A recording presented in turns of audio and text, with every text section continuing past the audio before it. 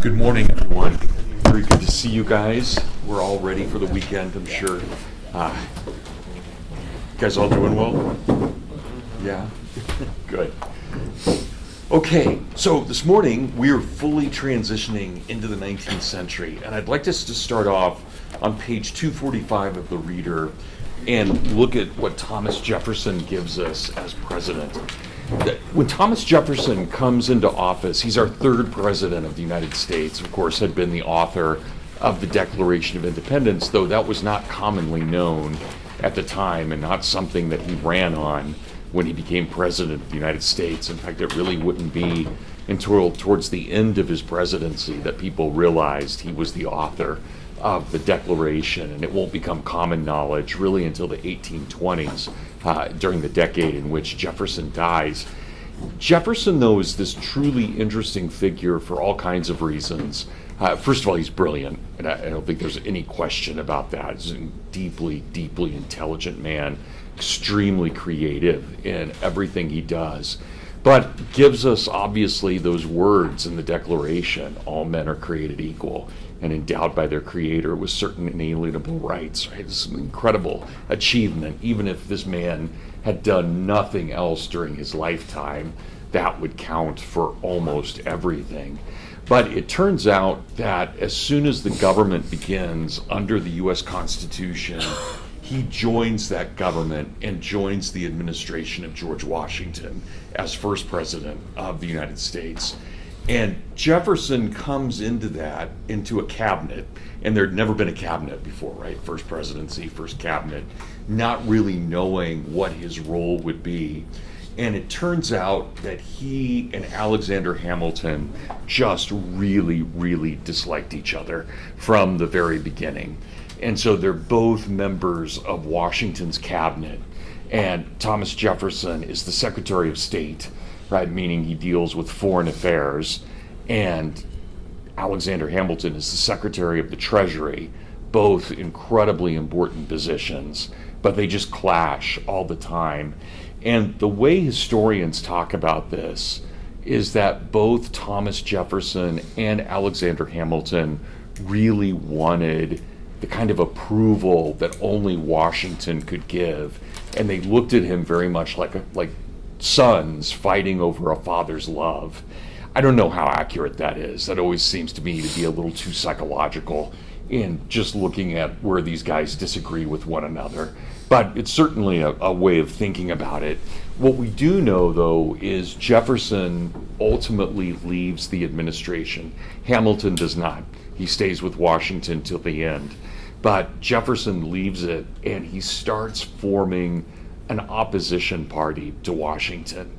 And he and Madison in the 1790s create what we would call the first opposition. And it's not, we have to be very careful about this. He does not create a political party. He creates a political movement, but not a party. We're not going to actually see a political party in American history until 1827. So we're still quite a ways away from that. But there's no doubt that Jefferson and Madison create an opposition.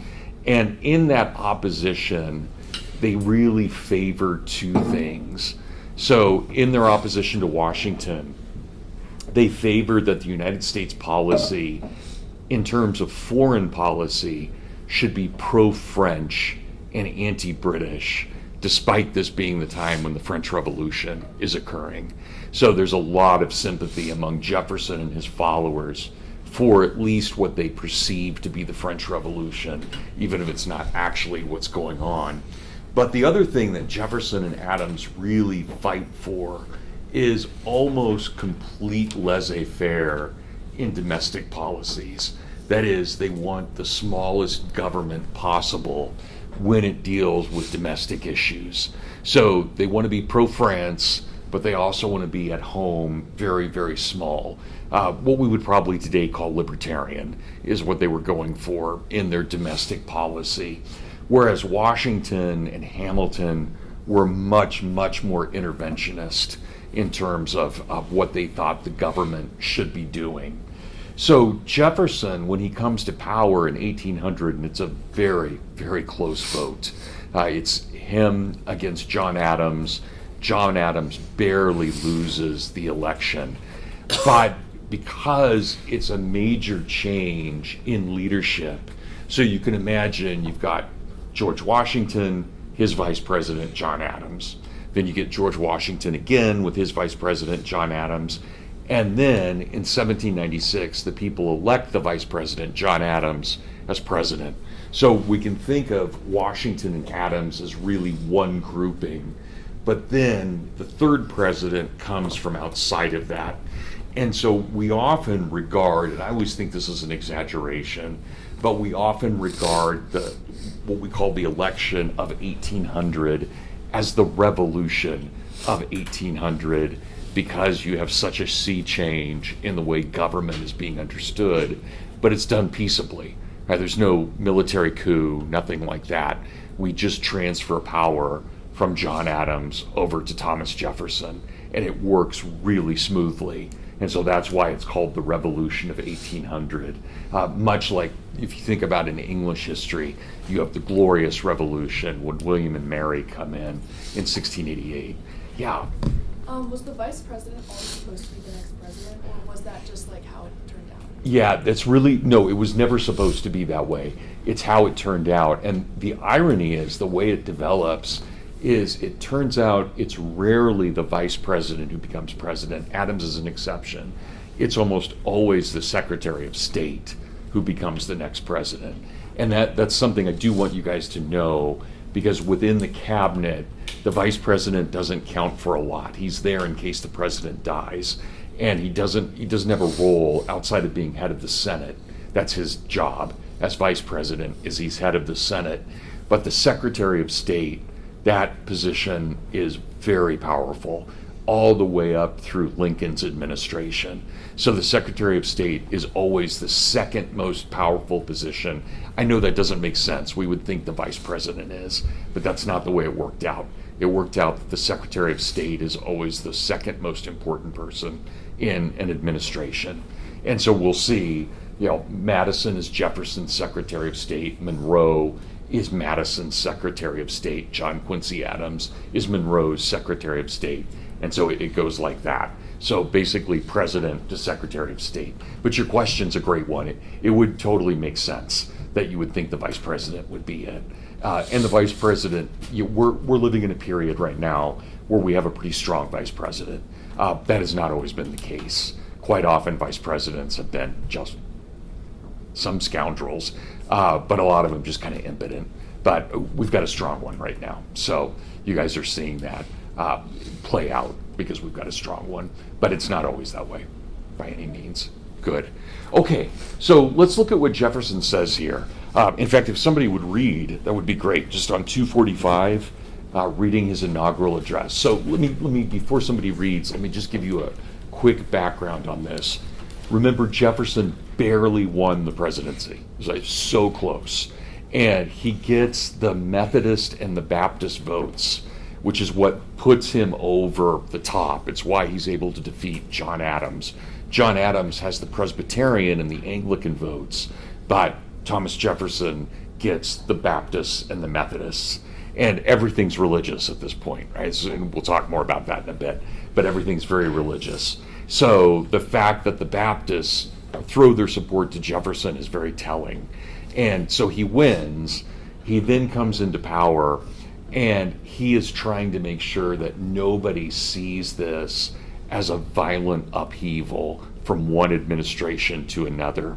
So this speech he gives, I would argue, in just straight American history, is almost as important as the Declaration.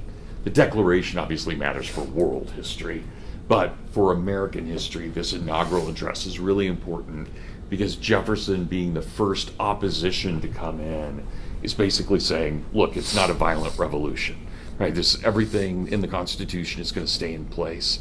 And so this statement that Jefferson gives here is always regarded as the ultimate statement of Jeffersonianism. That is, if we're trying to understand what Jefferson stands for, we really find it in this first inaugural address. Okay, who wants to read? Well, I know we haven't done that for a while in class. Alia, that'd be great. Thank you. So just called upon to undertake. Called upon to undertake the duties of the first executive office of our country. I avail myself of the presence of that portion of my fellow citizens which is here assembled to express my grateful thanks for the favor with which they have been pleased to look towards me, to declare a sincere consciousness that the task is above my talents, and that I approach it with those anxious and awful presentiments which the greatness of the charge and the weakness of my powers so justly inspire. A rising nation, spread over a wide and fruitful land, traversing all the seas, with the rich productions of their industry, engaged in commerce with nations who feel power and forget rank, advancing rapidly to destinies beyond the reach of mortal eye. When I contemplate these transcendent objects and see the honor, the happiness, and the hopes of this beloved country committed to the issue and the Auspices. Thank you, of this day, I shrink from the contemplation and humble myself before the magnitude of the undertaking. Utterly indeed should I despair, did not the presence of many whom I here see remind me that in the other high authorities provided by our Constitution, I shall find resources of wisdom, of virtue, of zeal, and of which to rely under all difficulties. To you, then, gentlemen, who are charged with the sovereign functions of legislation, and to those associated with you, I look with encouragement for that guidance and support which may enable us to steer with safety the vessel in which we are all embarked amidst the conflicting elements of a troubled world. During the contest of opinion through which we have passed, the animation of discussion and of exertions has sometime worn an aspect which might impose on strangers unused to think freely, and to speak and to write what they think. But this being now decided by the voice of the Union, announced accordingly to the rules of the Constitution, all will, of course, arrange themselves under the law of the will, and unite in common efforts of the common good. All too will bear in mind this sacred principle, that though the will of the majority is in all cases to prevail, that will, to be rightful, must be reasonable. That the minority possesses their equal rights, which equal law must protect, and to violate would be oppression. Let us then, fellow citizens, unite with one heart and one mind.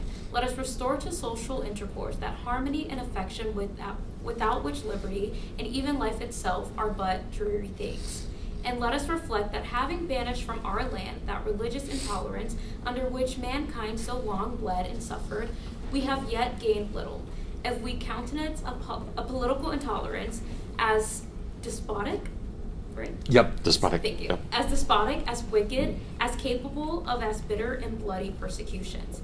During the thrones and convulsions of the ancient world, during the agonizing spasms of infuriated man, seeking through blood and slaughter his long-lost liberty, it was not wonderful that the agitations of the billows should reach with this distance and peaceful shore, that this should be more felt and feared by some and less by others, and should divide opinions as to measure of safety.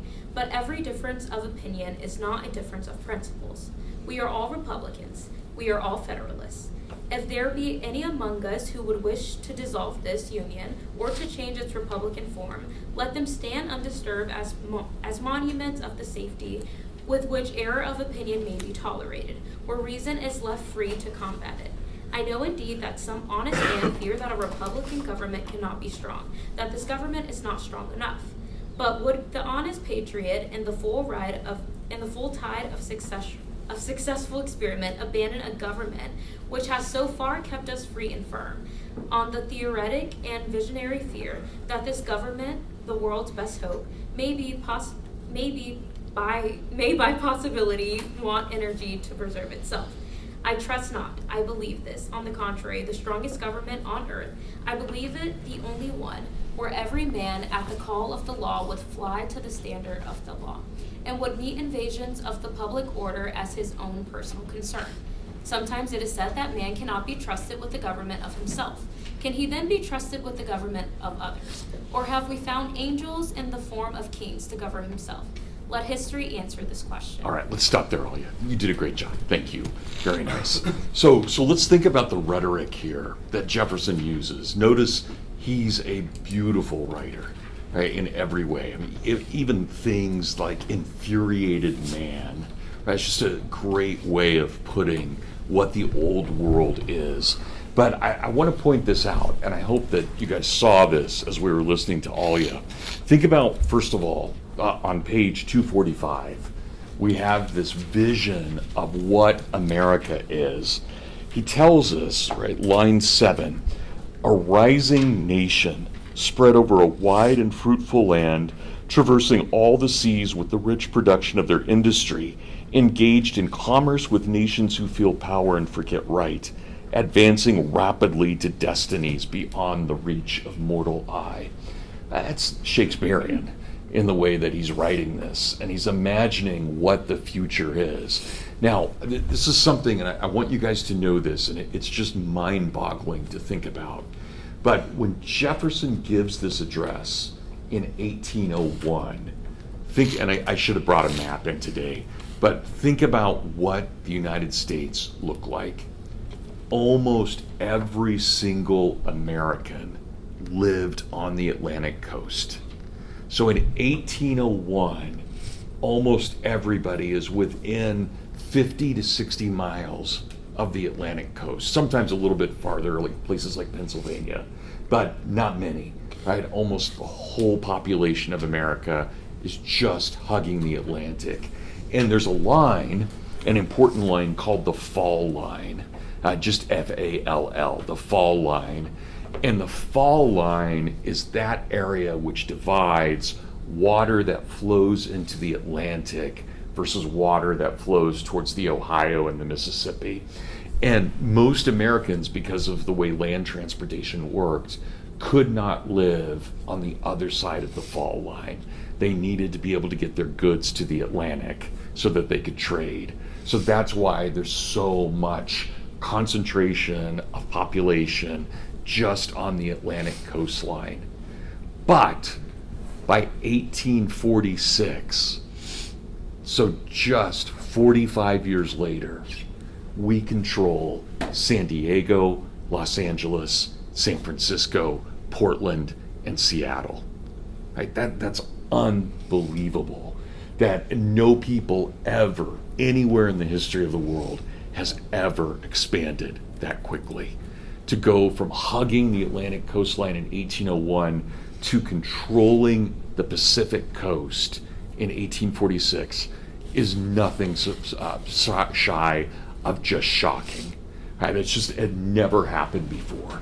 So Jefferson very famously, and very infamously actually, says that it will take, and he says this in 1801, he says it will take 1,000 years for American settlement to reach St. Louis. Now, why would Jefferson say that? He's arguably one of the smartest guys ever on American soil. And he says it's going to take 1,000 years from 1801 to reach St. Louis. Guys, can you just mentally figure out why he would say that? I mean, he's totally wrong, right? We're in St. Louis by about 1814. So he's off by 987 years in his calculation. Think about this. What Jefferson did is he calculated, all right, we start in 1607, and here we are in 1801, and we've made it this far. Well, just break that down. If you take that same width of land, that's 10 times to get to St. Louis. And so it makes perfect sense it would take 1,000 years. But imagine how different that is for Americans. Let's say that, for example, the Indians of Missouri had 1,000 years to acclimate to white civilization. They could have done it. There's no question about that. They could have done it easily. Or think about a pressing issue. Every time we expand west, do we allow slavery or not? Well, if it's the founding, remember slavery's on its way out. So if it's going to take us 1,000 years to get to St. Louis, slavery will be long gone within, say, 100 years. It's over. So this time frame that Jefferson posits is critical for understanding the founding. And the fact that the founders are so dead wrong about this means that everything that could have worked right with both Indians as well as with African Americans is not going to work out at all the way they thought. And so it's just one constant moment. What do we do with these Indians? What do we do with slavery? What do we do with these Indians? What do we do with slavery? This is just happening every moment in those years. And so think about this with Americans. And this is, I'd mentioned this to you guys a couple of classes ago, but just a hard lesson about America. We are excellent at frontier expansion. We are terrible at managing what we just conquered. We're absolutely terrible at it. So that's both our strength and our weakness. But again, think about Jefferson. I love the way he puts this. We are rapidly moving to destinies beyond the reach of mortal eye. So what is America for Jefferson? It is essentially Eden. It is Eden.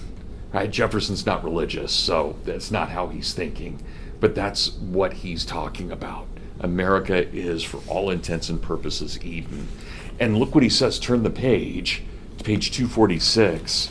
Look at line 11 there on 246. To impose on strangers unused to think freely and to speak and to write what they think. So all of these people who are coming from Europe are coming from despotisms, and they are not educated in liberty. And yet what does liberty do? Liberty acclimates them to us. That is, as long as these immigrants follow the rules and believe in the Constitution, they have every right to be here because they are becoming a part of the United States. So Jefferson is already thinking, again, not just that we're expansionary, but that we are open to all peoples in the world. Everybody can come and settle here. And so, just keep this in mind for a moment as we're thinking about the settlement of America. From Jefferson, from 1801 all the way up until 1921, there are no restrictions on Europeans or Africans coming into this country. There are no restrictions. Anybody can immigrate from Latin America, from Europe, or from Africa. Africans wouldn't do it, obviously, because of slavery, but they could legally arrive on American soil. The only people who were prevented from immigrating to America in the 1880s, we passed what was called the Chinese Exclusion Act, so that the Chinese could not immigrate to America. But other than that, we had completely free borders from 1801 to 1921. And I think even more shockingly for most of us, the border with Mexico, our Texas, American, Arizona, New Mexican border with Mexico was 100% open until 1965. 1965 was the first year we ever put restrictions on Hispanics coming into this country. So what I want you guys to realize, and I'm certain, we're at Hillsdale, we're going to have disagreement on what level immigration should be. But regardless of whatever your view of immigration is today, the tradition of America has always been open borders. Always. That has been our tradition. And anybody, any male could come to this country, and as long as they didn't have tuberculosis and they didn't have a criminal record, they could vote the same afternoon that they arrived on American soil. They're citizens right away. And I'm guessing, just looking out, unless any of you have Native American blood, and I wouldn't know it if you did, but every one of us in here is a child of immigrants, right? Every one of us. We would not be here had there not been that open border policy. So again, I know that's a hot button issue right now, especially for conservatives, but traditionally it has not been a hot button issue. It's just been accepted. So, but then, you get into things and, reasons it's a hot button issue. You look at something like the Somalians who have settled in Minnesota, who have not acclimated at all, even though they've been here 30 years. They're still 81% on welfare. That's not what Jefferson was expecting, right, at all. So those are difficult questions for us and acclimation. Yeah. What would Jefferson have thought about modern immigration contentions and the citizenship process now? Yeah, I don't know. I think Jefferson is going to be pretty open. Most Americans are open to immigration. But again, they didn't, Jefferson's, when he sees immigration, he's basically seeing white Protestants coming over who look a lot like everybody else. And the first time that Americans start questioning immigration is when Catholics start coming over in large numbers in the 1830s and 1840s through the Irish and the Germans. And remember, when the Germans come, half are Catholic and half are Lutheran. But in the 19th century, Lutherans were not regarded as Protestants. They were seen as a form of Catholic. So they would have been just as discriminated against as Catholics were. But that's the first time you start seeing these arguments.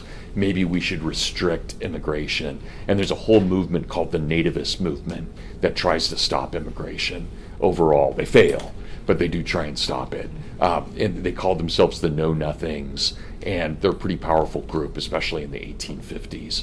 But yeah, so I'm not answering your question. You're not sure if he'd be more open or less open to immigration? I think he would be more open. More than pretty much most people in the U.S. are? Yeah. Now. Okay. Yeah. But again, he sets the policy. And remember what he says here, right? We've got this country to fill up, and we have all these immigrants who come and become us. That's really important. If immigrants were coming and remained immigrants, that would be totally different than them acclimating to American culture. So that's the big thing. And, I think we can, without being bigoted, we can say Catholics and Jews aren't really that different from Protestants, but Muslims are, right? And again, I'm not trying to be, there's a difference there, right, in the way that culture works. So, but from the standpoint of the 1840s, Catholics look totally alien as well. So it's not surprising that there was a lot of bigotry against Catholics, and especially against the Irish. I don't know if you guys knew this, but the horrible word, the N-word that's used for blacks sometimes, that originates for Irish. That's where that word comes from. It's from describing the Irish. So it had nothing to do with blacks. So just keep that in mind. That's how much discrimination there was against the Irish. So, yeah. Why did we have the China's Exclusion Act? Like, why were the borders completely open except for China? Yeah, so not until the 1880s. So all through the 40s, 50s, 60s, 70s, and tons of Chinese came. Thousands came and immigrated. That's why there's Chinatown in San Francisco and Portland and Seattle.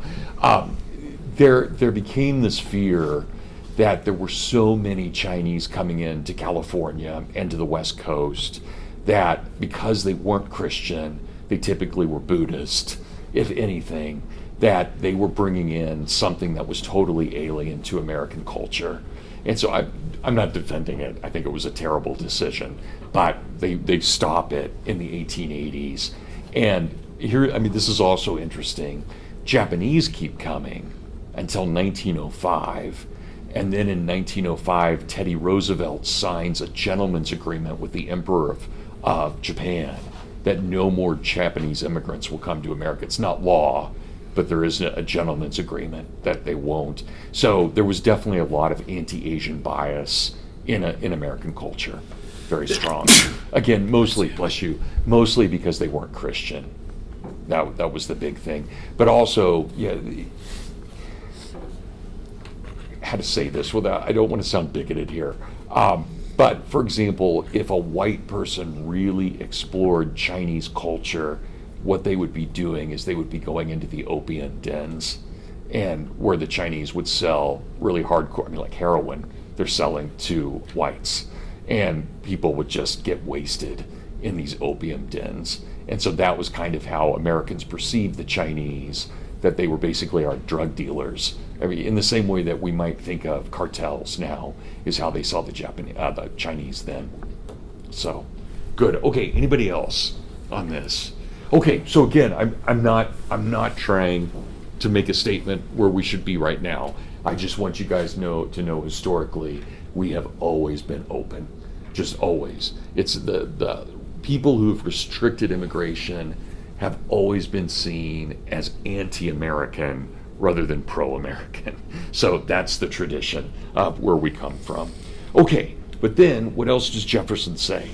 Look at line 15. All too will bear in mind the sacred principle that though the will of the majority in all cases is to prevail, that will to be rightful must be reasonable, and the minority must possess their equal rights. So don't think of Jefferson here as a Democrat, right? Small d Democrat. He's not. Right? He's giving us a Republican principle, that principle that says even though you're not in the majority, you still have rights. And just because the majority is the majority, it does not give them the right to lord over their power. Because if we say that 51% of the population can rule things, what difference does it make if it's 51% of the population or a king? Right? It's still tyranny. It doesn't matter. So Jefferson is not a small d Democrat. He's still a Republican in the way that he's thinking about this and what the Republic is. He gives us then a brief history.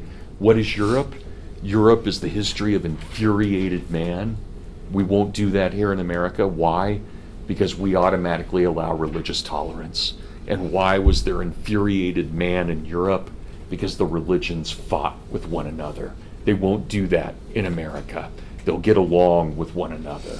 The Baptists and the Catholics can live side by side and not kill each other. And that, of course, is very American, that we would not be killing each other over that. And then, and I love this is really the heart of Jeffersonianism. And I would guess that many of us in this room kind of roll our eyes at this because it's very idealistic. But think about what he says here, line 29. But every difference of opinion is not a difference of principle. We are all Republicans. We are all Federalists. If there be any among us who would wish to dissolve this union or to change its Republican form, let them stand undisturbed as monuments of the safety with which error of opinion may be tolerated where reason is left free to combat it. Do you guys get what he's saying here? Very importantly, as long as we have free speech, reason will always conquer unreason. That's why you have free speech. So let's say that Leon is an agitator and he hates the Republic. The best thing we can do is let him speak his mind and tell us why the Republic is wrong. Because then not only is he open about it, but we can openly combat him and tell the rest of the population why he's wrong. If we don't allow him to speak his mind, he'll start building bombs in his basement because he has no other outlet. And so he becomes a terrorist. And we would rather the opposition not become terrorists. So this is where Jefferson says it's much better to have free speech and just to allow this. Now, I think that's naive, but it's still beautiful. It's a beautiful sentiment. Yeah. Does that mean Jefferson would be pretty opposed to laws now, like you can't burn the American flag, or like you have to say the Pledge of He would be Allegiance? totally opposed to those. Absolutely. Right? They're very un-Jeffersonian. Any kind of restriction on free speech at all. And for Jefferson, there would be no such thing as hate speech. Right? Yeah. Speech is speech. So yeah, no, he's very libertarian about this. Extremely libertarian. Yeah, in every way. Okay, guys, good. Well, let's anybody else on this? And thank you guys for those questions. All right, who wants to keep reading? All you did a great job, but let's go to somebody else. So, anybody? Ross, do you mind? So, let us with courage and confidence. Okay.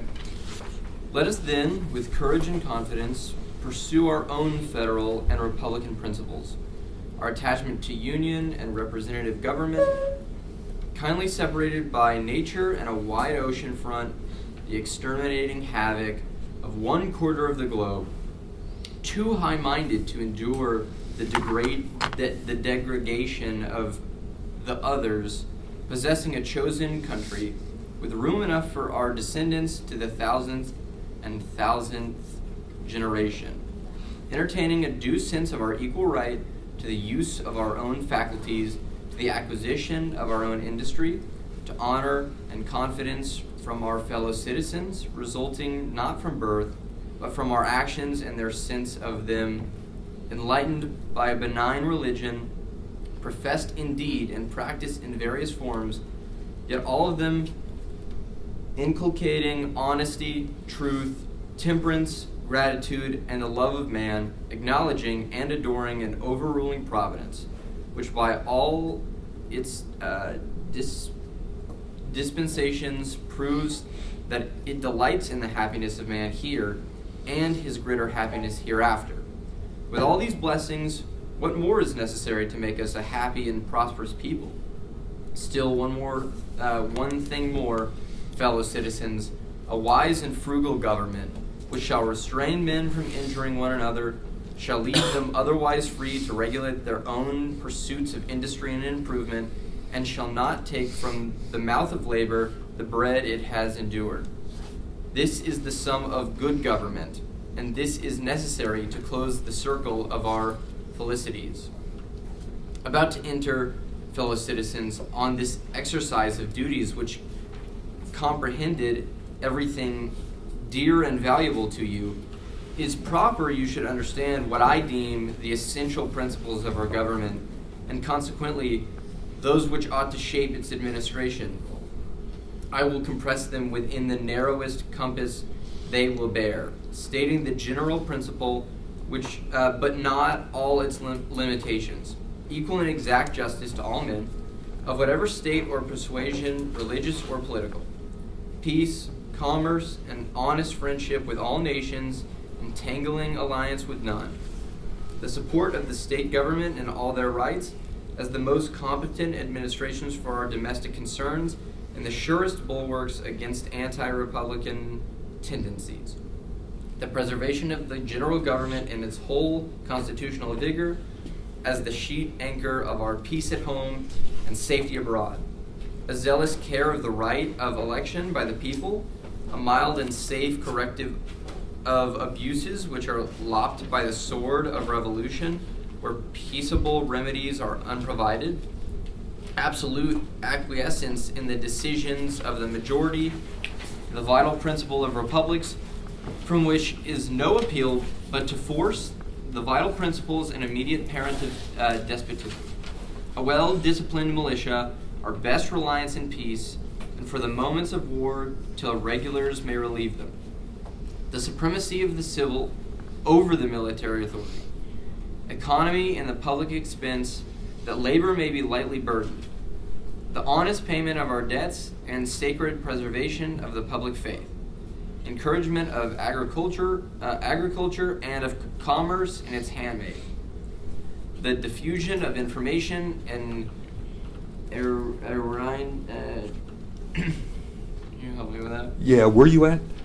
Sorry. No, I lost you. I was making a note in my... the diffusion of information and arraignment of all abuses? Arraignment of all abuses at the bar of the public reason.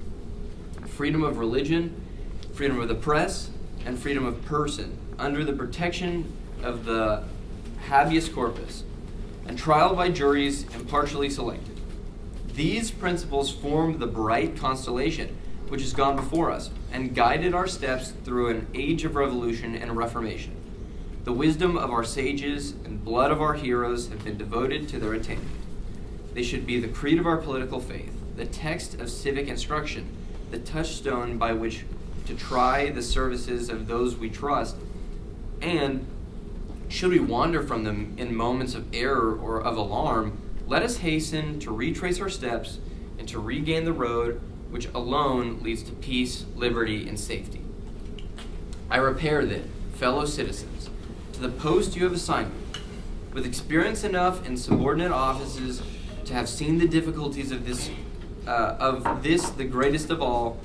I have learned to expect that it will rarely fall to the lot of imperfect man to retire from this station with the reputation and the favor which bring him into it, without pretensions to that high confidence you reposed in our first and greatest revolutionary character, whose preeminent services had entitled him to the first place in his country's love, and destined him for the fairest page in the volume of faithful history. I ask so much confidence only as may give firmness and effect to the legal administration of your affairs. I shall often go wrong through defective judgment. When right, I shall often be thought wrong by those whose positions will not command a view of the whole ground. I ask your indulgence for my own errors, which will never be intentional, and your support against the errors of others who may condemn what they would not if seen in all its parts. The approbation implied by your suffrage is a great consolation to me for the past, and my future solitude will be to retain the good opinion of those who have bestowed it in advance, to conciliate that of others by doing them all the good in my power, and to be instrumental to the happiness and freedom of all. Relying then on the patronage of your goodwill, I advance with obedience to the work, ready to resign from it whenever you become sensible how much better choice it is in your power to make. And may the infinite power which rules the destinies of the universe lead our counsels to what is best, and give them a favorable issue for your peace and prosperity. All right, that was great, Ross. Thank you. So let's break this down. Are you tired now? Yes. Okay, you did a great job. Thank you, both of you guys. So let's break this down and think about what Jefferson is trying to tell us. Look at what he says, especially at the bottom there, towards the middle of the page on 247, right around line 20 on 247. This is often regarded as the most famous statement that Jefferson makes within his presidency. Still, one more thing, fellow citizens, a wise and frugal government, which shall restrain men from injuring one another, shall leave them otherwise free to regulate their own pursuits of industry and improvement, and shall not take from the mouth of labor the bread it has earned. This is the sum of good government, and this is necessary to close the circle of all our felicities, right? What makes our happiness, to pursue our happiness, our felicities. So that's what Jefferson is getting at here. Notice what he says. Basically, he's saying the only good government is the government which doesn't interfere in your lives, right? So radical on his part, radical libertarian in every way.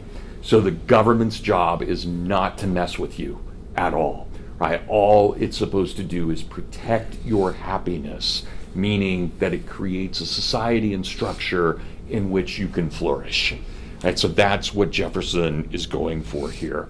And think about the very language he uses: shall not take from the mouth of labor the bread it has earned.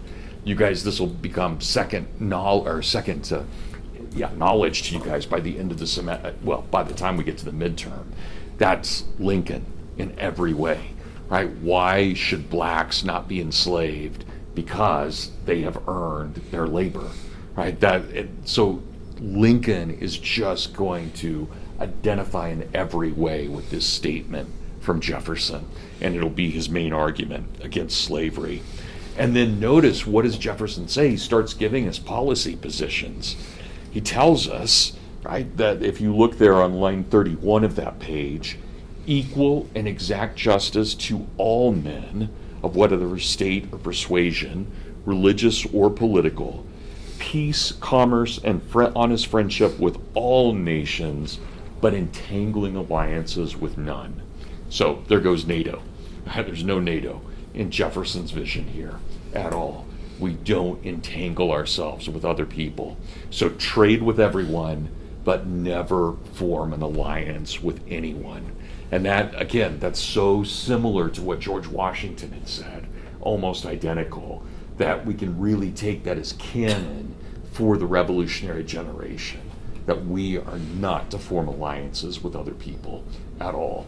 And yet we do it all the time in every way. Starting in the 20th century, we do it all the time. But this is the reason in 1920 the Senate rejects us joining the League of Nations. We can't do it. constitutionally, according to our founders. We don't have the right to surrender our sovereignty to another country. And I have to admit, as effective as I think NATO has been, I do see the argument that maybe we should not be surrendering our sovereignty to other peoples, and especially to the Europeans, who have been really messed up for a long time. I think it's a legitimate argument to make. Notice what Jefferson says then again, and he continues with these policies on the top of page 248. Well, how do we really rely on peace? Not with a standing army, but with every male being well armed. He tells us a well-disciplined militia. That's our real safety. Our real safety comes not from having an army, but from having men who are armed. Right? And again, think about your questions. What would Jefferson say today? There's the idea that we have to ask permission to carry a weapon. That would be so foreign to Jefferson. Right? Why would we ever ask permission to carry a weapon? You're a human being. You have every right in the world to self-defense. You carry your weapon. So that's part of what Jefferson is getting at here. And then, of course, he runs through the common law. These are all the things that we believe in, right? A right to a trial by jury, a right to the freedom of press, a right to the freedom of person, a right to habeas corpus, right? The government doesn't have the right to our body, all of those things. And why do we know this? For two reasons. We know all of these things to be true. This is line 12 on 248. We have two things that tell us we have the wisdom of our sages and the blood of our heroes. That's enough. For us to believe in who and what we are, that's enough. The wisdom of our sages and the blood of our heroes. That tells us who we are as Americans. Those are the two things we rely upon. So we think about the image there. Basically, you rely on Ben Franklin and you rely on George Washington. And of course, we get this whole description of George Washington around line 25 without him ever being named. But it's pretty clear that he's the patriot that Jefferson wants. Okay, so I just wanted you guys, I know we spent a lot of time on that today, but I wanted you guys to have a good understanding of where Jefferson is coming from. So keep this in mind. We've still got 2 minutes, so let me just kind of sum this up as we're thinking about this. The 19th century is one of the shortest centuries in history. It's obviously no different, actually, than any other century, but think about what it stands for. Let's just, for argument's sake, say that the American 19th century starts with Jefferson giving this address, just for the sake of argument. Think about at the end of this century, by 1897, Lenin has totally planned out the Russian Revolution. That's a short century. To go from Jeffersonian libertarianism to total tyranny and communism, that's a huge shift in 1 century. So that's a lot of what we're going to be thinking about over the next several weeks. Why does that change happen so rapidly in the 19th century? Okay, guys, thank you. Thanks for our readers today, and I hope you guys have a very good weekend. I would like you to read, I think I had assigned this to you already, but I would like you guys to read The Pleasures of Agriculture by John M. Taylor. His actual name is John Taylor of Caroline. I'd like you to read that. And then I'd also like you to read Crazy Lorenzo Dow. That's how he's always called, Crazy Lorenzo, and his History of the Cosmopolite. And really quickly, don't take any time, just read through it really quickly. Finney's What a Revival Is. Okay, so those will be for Monday. All right, you guys have a great weekend. Thank you, everyone. Be good. Go to church.